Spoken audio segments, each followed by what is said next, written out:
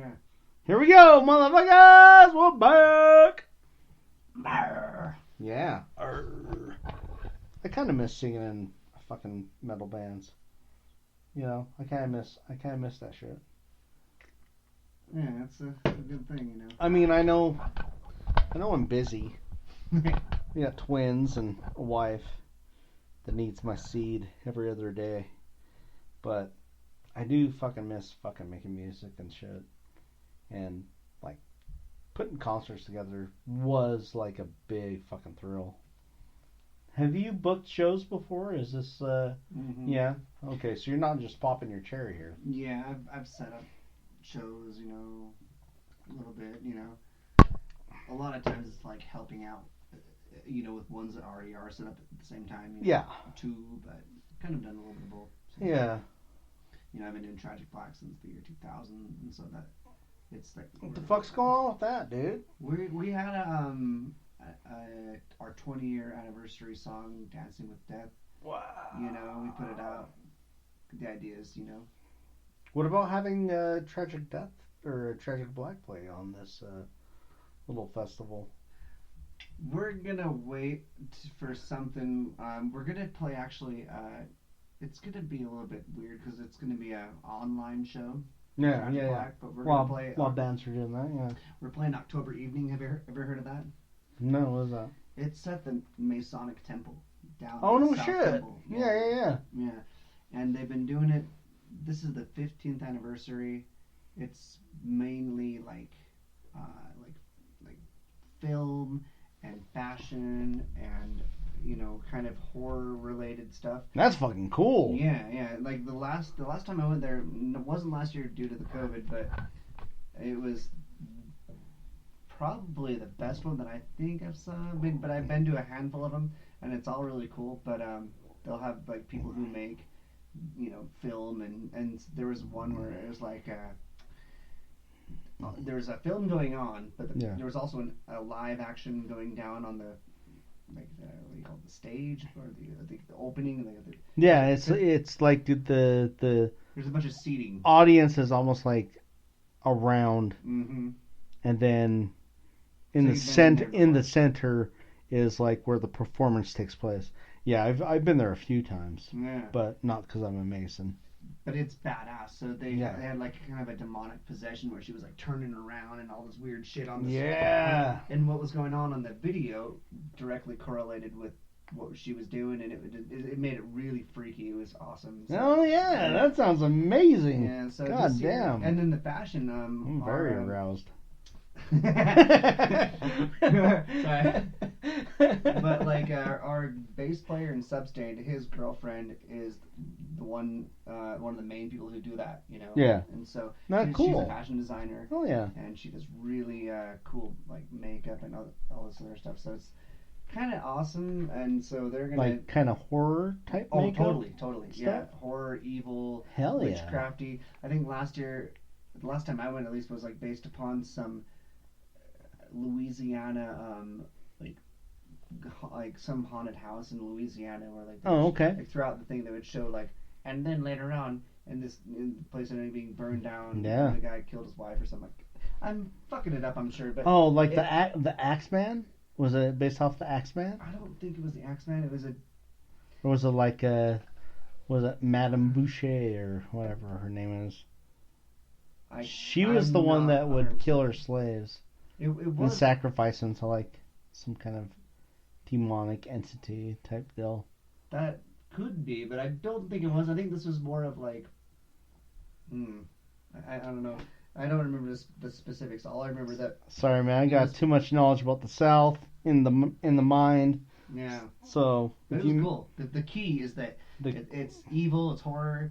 It's fashion. It's also music, and that's kind of how Tragic Black is involved. Yeah. We're gonna do either like a solid, but it's not gonna be like a set. Like we're gonna play for like half an hour. We're only gonna play like 3 songs, I think. You know? Yeah. Just like an appearance, rather. You know. Yeah. And we haven't played since 2018. God damn. Because in 2018 November, we played with John 5. Do you know who that is? Oh, I know who John fucking 5 is, dude. He used to be in Maryland and Manson, and now he's in Rob Zombie. Yeah. But he was just doing like his own solo tour. Yeah. and I was a little bit disappointed because it does no singing. It's just yeah, kind of on the guitar. Yeah. Which is for me like really cool. Like for the first like 15 minutes, but like the whole hour goes on, and I'm like, okay, like it's good, but like I don't know. Yeah. Like, I wish that he would say no, something. I'm with you.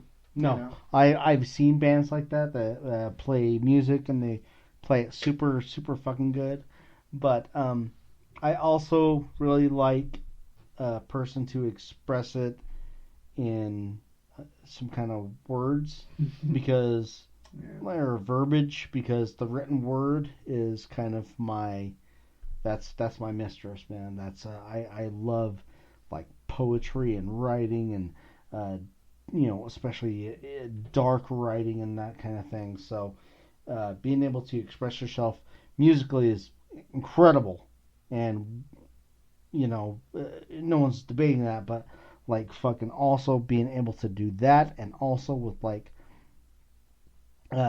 back it up also with like some kind of words or poetry or whatever. Yeah, man, I'm fucking totally with you on that shit.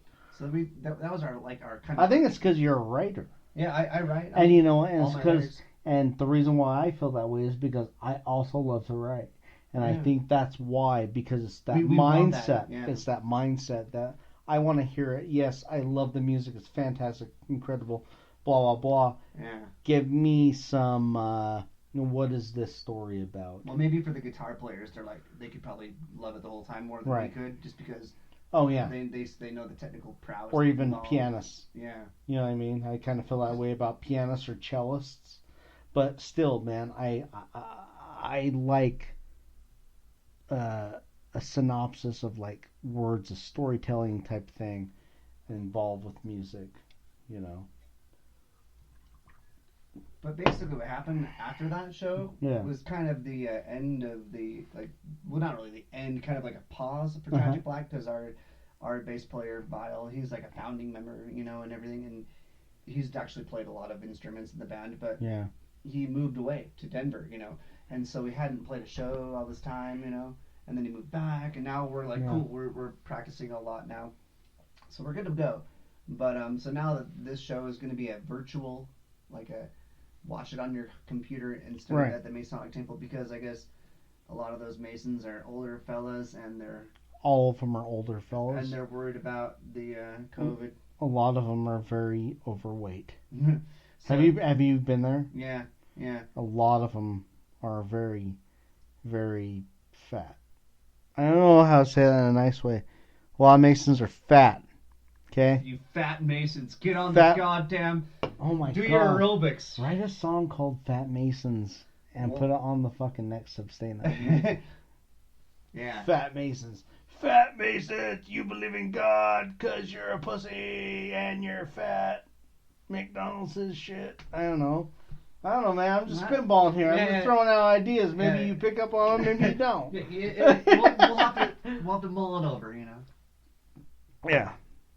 What happened? I don't know. I was like possessed for a second. It was weird. Yeah, like you must have a thing with the Masons.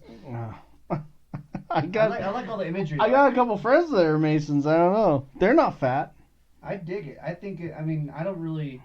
I know that like I've learned a little bit about the Masons, but I mostly don't like. I want to know, but at the same time, I just want to look at it. Yeah. I love all the cool statues and shit. Oh yeah. You look at you're inside of the Masonic Temple. They got like constellations and shit going on up in the ceiling, and it's pretty cool. So Oh, if you're interested in conspiracy theory, secret societies, any of that, they're the fucking archetype.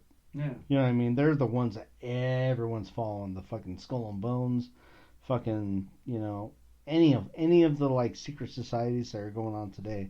The Masons are the fucking. That's the big one. That's the fucking like Hell's Angels of fucking. Wasn't there one Mason that was like that made it about like Satan? They're like, with the light of Satan. You're not allowed to though. But there's one guy that was the evil one. Really? Yeah, I watched America's Book of Secrets. And they were talking about the Masons. Oh no shit. And one of the guys was actually like.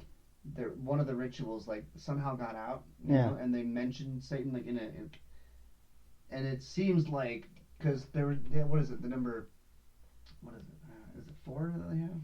Dude, every fucking number is like fucking sacred to them. Well, they'll make something out of all. They had a number that's meant. It's like the architect. Yeah. I think it's 7. I don't know. Yeah. I could be wrong, but I know the architect part of it. It's like the architect is like the name of their god. Yeah, like God. Or Godhead, I guess it'd be. Yeah. And also, we're going to create this world, but then this dude, I can't remember his name, talking about Satan, and everyone wondered, well, maybe it's actually all evil. And I'm like, cool. So, I don't know. Ah, you had me at the word evil. Yeah. I know that during a lot of their like induction ceremonies, they have a Bible, a Quran, and a Torah. And there are no females allowed, and there are no atheists allowed. So, I mean, Satanism would be atheism times 10 to them. So I don't see how that would. Well, to me, Christianity and all the. Well, yeah, I mean, the Abrahamic, they're the ones that are the real evil ones in my mind, because they're the one that would bring up. I mean, I suppose, because I don't really subscribe to much. I mean, I like the band Talk or Take, or Yeah, man. There was a good interview where he said something like, "Well, are you a Satanist?" Because a lot of the black metal is very satanic, and he's kind of like, "Well, the main thing I like it is that it pisses off other people." That's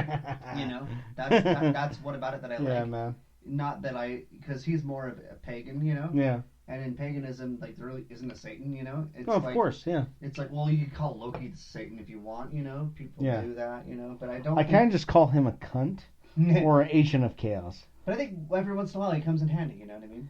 I mean, chaos does come in handy sometimes. I just. But remember the deal what was it? The fucking, they're building the wall around Asgard, and the dude's got a deal where, like, if you build the wall quick enough, then you get to take Freya away, and Odin's like, fuck that. And then basically Loki comes up, shapeshifts into another horse, because the dude has a horse to help him build the wall. Yeah. And he like chases the horse off, and because of that, they didn't build the wall in time. Because of that, didn't marry Freya. And so he helps the gods every once in a while. Yeah, I'm. Just but not very often. Whenever it comes to Loki, I'm just kind of reminded of the whole Baldur situation, and then that's fucked up. The dinner afterwards, where he's just running his fucking mouth, and they're like, everyone's like, "Hey Loki, why don't you chill the fuck out?" And he's like, "Here's why all of you are cunts," and it's like, "All right, motherfucker." It's almost like you want a venomous snake above your head and you want to be chained up in a cave. Like, do you want this type of thing? Yeah, the mistletoe thing with Baldur. Yeah, but also, if you look at from like, I don't know, I guess like a kind of a standing back aspect, what does Loki represent? And I think he's like an agent of chaos. So chaos, and like, so my Satanist friends, they would say. The only things that exist in the universe are chaos and manipulation of it, right? You can try to manipulate chaos, but chaos is going to happen whether you like it or not, like sex with Kobe Bryant, R.I.P. It's going to happen whether you like it or not. I just stole that from Family Guy. That's a good one. I love Family Guy. I do too. But yeah, like, so. Yeah, man. So just like Loki's like that agent of chaos. And chaos, we need chaos as much as we hate it, because it shakes things up and makes us think about things in a different way. And it pushes us too, overcome adversity. Well, that's also like the whole. I might be stretching here, but when you're opposing someone so much that you would like try to shut down their concert because of it,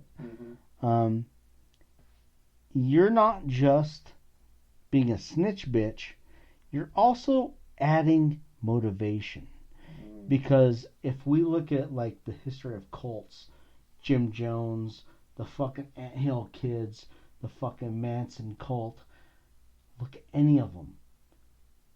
Biggest thing the fucking cult needs is a goddamn oppressor. You gotta have someone to say that's... You gotta have someone who has lots of power, lots of, like, also gunpowder and shit like that, saying that's the bad guy, and they're coming after us. Yeah. Right? We got fucking polygamists that live across the street, dude. The fucking Kingston motherfuckers live across the street from me. One dude who's a broken bitch of a man, 3 wives, and 10 kids, and I feel bad for the kids because they have no idea what the fuck they're being brought up in. But that's a cult. The biggest thing a cult needs is an oppressor. Because once you have an oppressor, you have a cause. Yeah. And once you have a cause, you have self-sacrifice against that cause. Yeah, that's like what having or for that cause. That's a them, you know, like yeah. If you're looking for a them, yeah. You know, I like to think about how to reel in the bullshit in this country, and kind of like when I think about it, the them is like anyone that's really opposed to the country, right? And I mean, yeah. I kind of think it like because I wouldn't like it to be something to where we're like round up all of them, you know? Yeah. Because that seems like that's not going to solve any of the problems. But also, that's not America. Yeah, like you don't want to do that. But you do need to be kind of a dick about things because things are kind of fucked up, and you want to make sure that we make it. Because everything basically is built for somebody else. Like, yeah. Like this just goes out. You're trying to please a constituency. Like, I want to make this group happy. I want to make that group happy. Right. And I feel like that doesn't make everybody happy because you're going after and making a certain group happy. Right. And that seems like, why don't we just make, like, one of my ideas is, let's just say American politics doesn't focus on, you know, any racial group. You know, you're not trying to please Hispanics or blacks or whites or Asians. Right. You're just trying to do something that, as in a country, as an American, you can look at that like a statue or like the Hoover Dam. Like, you don't look at the Hoover Dam and say, that Hoover Dam over there, that's only helping out so and so. It's helping out everybody, you know. Right. And so if we did something that, or like the freeways. You know, the freeways, anybody can drive a car on the freeway. And that's a good thing, you know, because it brings us together. Yeah. And I think we need more of that to where we can like go, like do more of those kind of projects to where we can just say, we're making something for the next generation. Yeah. And that way you have something to be proud of. And the next generation go, yeah, the generation before us, they would have made this freeway system. It's very, you know, like they can sit there and enjoy it, you know. Yeah. And then wonder what can they do, you know? Because right now, instead of making anything, all we do is make consumer like another fast food chain, you know. Yeah. Or we outsource everything to somewhere else where we don't even make anything. We just consume everything. Yeah. So it'd be nice to like start doing something again. Yeah. And have that doing something instead of saying, this doesn't represent my value. You know, this complaining about whatever it is. You can just have to say, like, well, I'm working for something that any American can enjoy this. Yeah, yeah. It doesn't even matter your politics, your sex, your religion, nothing. Yeah. That's what I want. You know? Any American can enjoy this type of thing. Yeah, that's why I think we should have an American party. Man. Party, fucking you know? the American party. Hell yeah, man. I've been brewing about this idea for a while. I shouldn't say it out loud, but at the same time, it's like, why not? It makes sense to me. Vote Derek Rhodes for the American Party. I would never be a public person, though, because they, like... Oh, fuck that shit, dude. They rip you apart. They scrutinize everything you do. You fart in a pharmacy, someone's gonna be like, he's trying to kill us with his farts. Well, and it's like, nah, man, I just had Taco Bell. I'm sorry. I feel bad about it, but it happens. I'm a human being, and gas passes out my asshole. It happens. You know what I'm saying? Yeah. God well, and all my lyrics, you know, like, there's plenty of things that, like, it would never pass, you know. You know what I mean? Like, clean the gene pool, kill yourself. You know? Like, well, no, I really fucking dig that fucking nihilistic kind of shit. I think it's cool. I see something like that, and I'm like, that's fucking awesome. All those coexist bumper stickers I've ever seen, I've always wanted to take those like letters or whatever it is and make one that said genocide. and I ran that past I spitballed this idea past my wife. She wasn't a fan.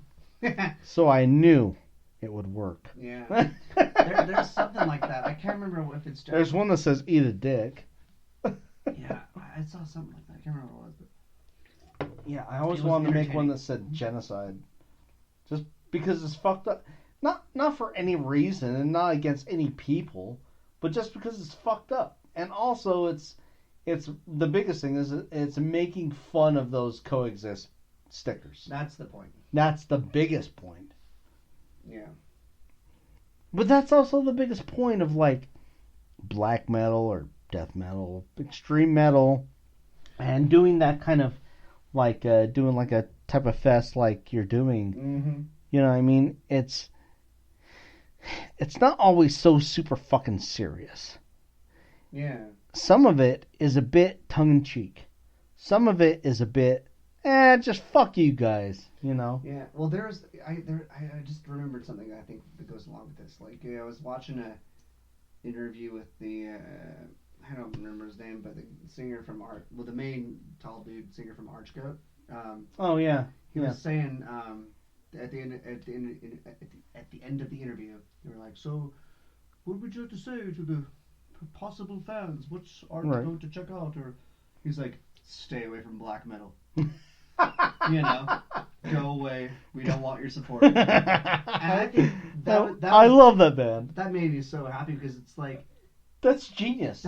That's kind of what we say on the Substance song "Want No Part." We're not trying to quote make it. You know, we don't care about some type of like. You know, we know that we're not going to make a living out of this. Right, shit. You're not going to get Grammy. We're not going to make money. We're not going to. This is all about the pleasure of doing it and the pleasure of the music that we like. Yeah. And so. I think that's the draw. Yeah, like if a band happens to somehow make success, I'm not going to like hate them for it, but like I don't expect it to happen to many. You know. Right. You know, and I don't know. Like it's cool when a band like Archgoat tells me. Just stay away, and I'm like, that is fucking. That cool. is genius. It made me like him even more. I'm like, that makes me like you more. Yeah, I was like, this is good. You know, yeah. So, yeah.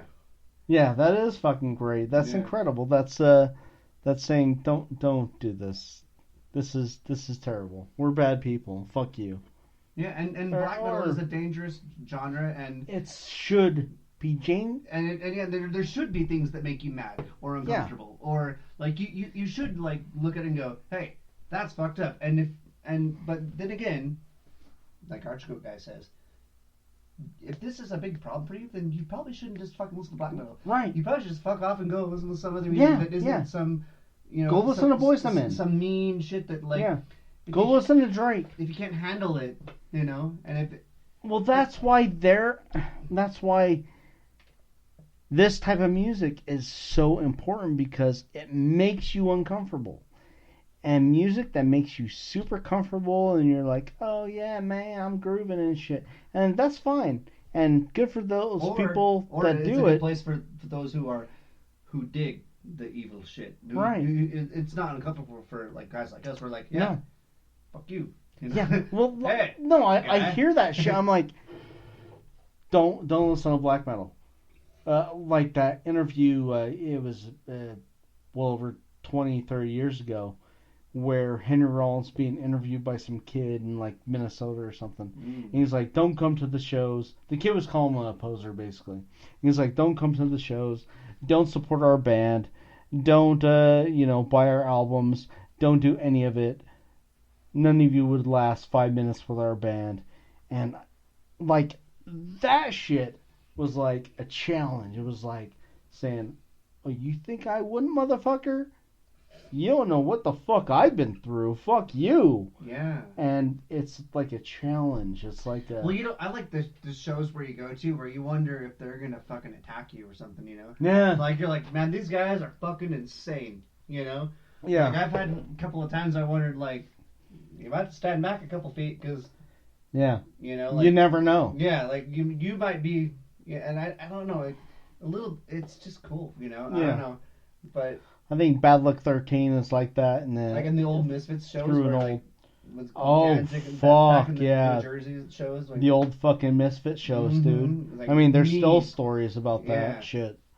Violent and like you I don't know, like I went to like I was only like 14 or 15, but I saw Megadeth with Misfits open, but it wasn't Misfits with Danzig, but still it was Michael Graves, but it was still really good. But I like, there was some like fucking like 230, 40, I don't know, really heavy set, tall biker dude. Yeah. And they got like thrown at me, like ground surfing, and like I could have died at that show, and shit like that where you think like, fuck, this is the real deal. Like there's no like, and so I just like that, you know. This is not safe.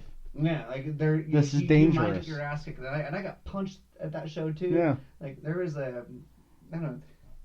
It hasn't happened in a long time, and it's not like I want to be punched. Like, don't get this wrong. You know? Don't try to punch Derek. Yeah. Guys. Yeah, I'll stab you. You know. Look. Here's the thing. I'm an ugly man, and I'm fat, but I'm a scrapper, and I got a lot of friends.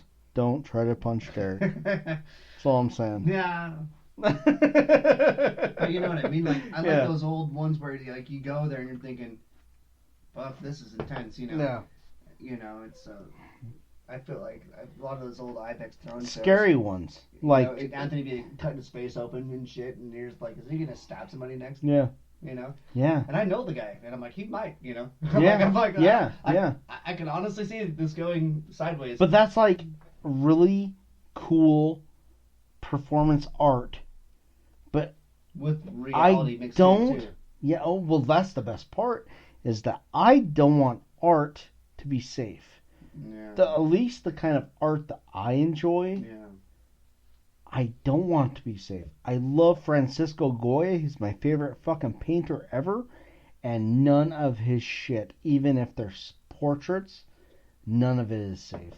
All of it is scary. All of it has a menacing kind of demeanor about it, where this person's either looking at you or there's a shadow in the corner type thing. You know what I mean? Like, none of that shit's safe, and that's what fucking I dig about that shit. You know what I mean? I don't care about Monet. He bores me.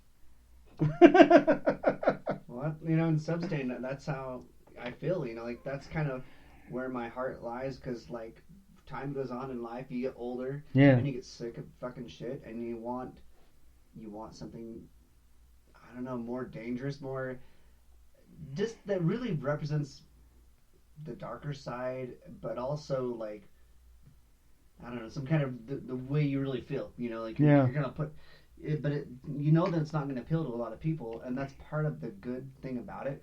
Yeah, it weeds out the weak. Yeah, I'm like, like you, Sodom. Sorry, you're canceled. I'm not sorry. Fuck you guys. Do you ever listen to Matt Walsh? No. Who's Matt Walsh? He's pretty good. But he has a part of where he cancels people, and he's like, "All right, Sodom, so you are canceled." So, no shit. Yeah, he has a canceled at the very end.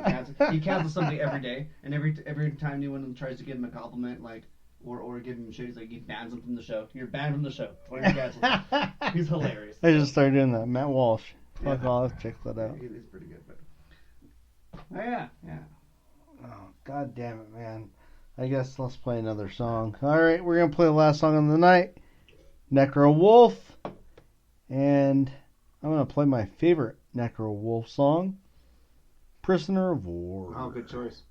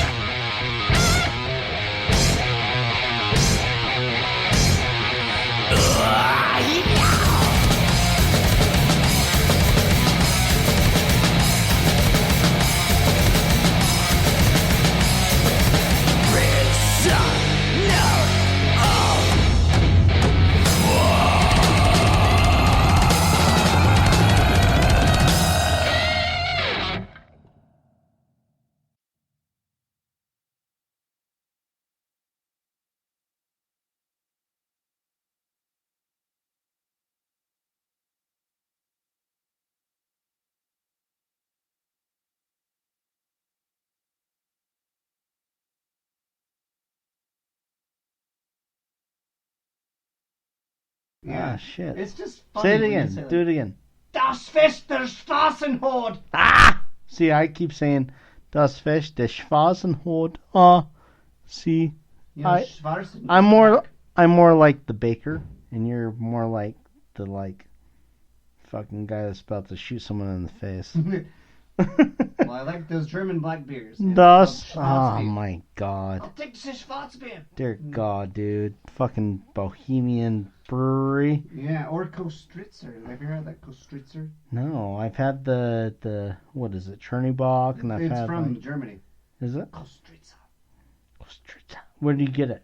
In Germany, but you oh yeah, you can well, get it at I'm in Utah, so Oktoberfest actually right now. That's the only place that I know of. Yeah. And I went last week.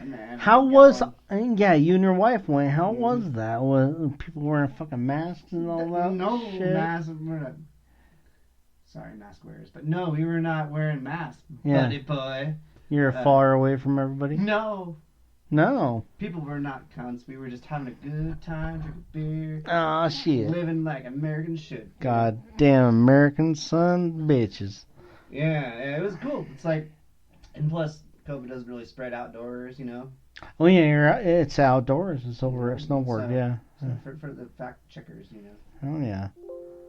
What the fuck? Battery running low. All right, guys. I want you guys to check out Das Fest. Der Schwarzen Horde. I can't even say it now. You made me sound bad.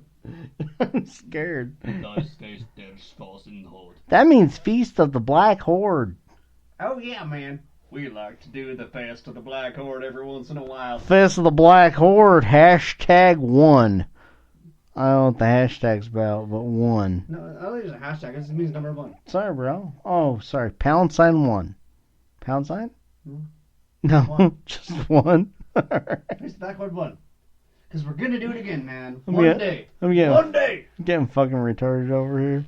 All right, Hey. fuckers. Yeah, go to it. Ace's High Saloon. Ace's High Saloon, 3 p.m., September 25th. Devil to the metal. Yep. $10 at the door, bitches. 7 bands. And Ace's High Saloon is located at 1488 South State Street. I can't stop doing it. State Street. Sorry, it's 1588. Just, you It's know what I'm saying? You're in the neighborhood. You know, you'll find it. Yeah, man. Ride your Harley, bro. Drive your Harley. Fucking be old school metalhead if you can. Okay. We'll appreciate the Harleys out front. Loving it. Loving the Harleys out front. All right, fuckers, go to it and fuck you. Thanks for tuning in. Redonkulous.